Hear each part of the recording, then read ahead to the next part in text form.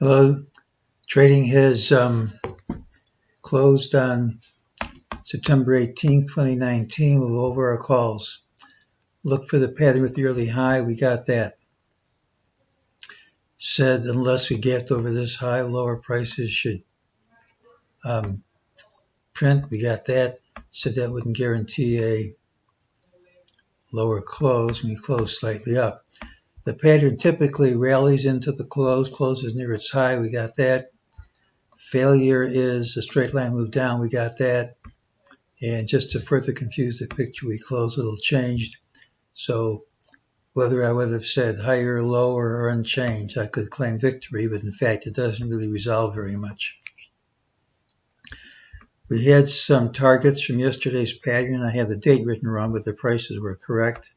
Here's one target on the nose. Here's the other target on the nose. We get to cross this target from last week off the list. Well, we had an ultimate sell signal here, and that worked. MEJT said this drop and this drop both would retrace, and so would this rally, and that's already happened.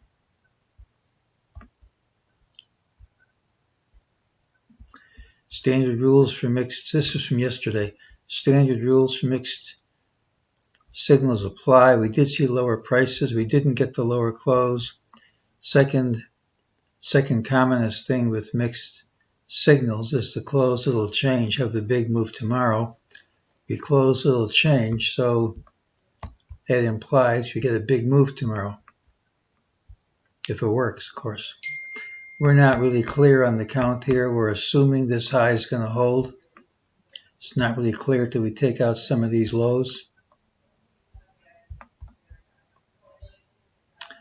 Came up with this count. If that's B, we have an ABC with C equal to A. That would be A. And then you'd be making an ABC for B, but that doesn't tell us where this ends. It doesn't require this high to hold, but it makes a cleaner picture if it does.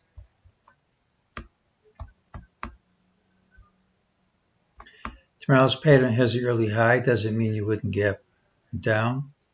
First move after the FOMC announcement was down. Usually that telegraphs the direction of the move. The high here is a fib target of the prior consolidation. Industrials were up, transports were down. That kind of divergence usually happens at tops. The catch is the late rally exceeded the FOMC announcement price by more than a token amount. That's a breakthrough resistance. We clarify a negative picture if we invalidated the rally by gapping under this low. If that happens, then we have the standard signs compatible with this being a top,